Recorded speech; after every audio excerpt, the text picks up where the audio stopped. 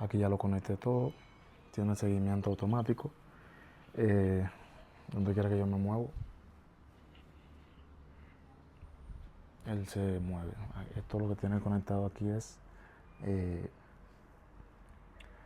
un cargador portátil, porque cuando yo lo abrí nuevo no traía mucha carga, así que así funciona. Está espectacular. La cámara, ahí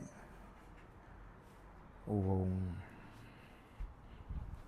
aquí se le pica y creo que se activa el flash. Acá se le cambia el color. Está muy bueno, muy bueno.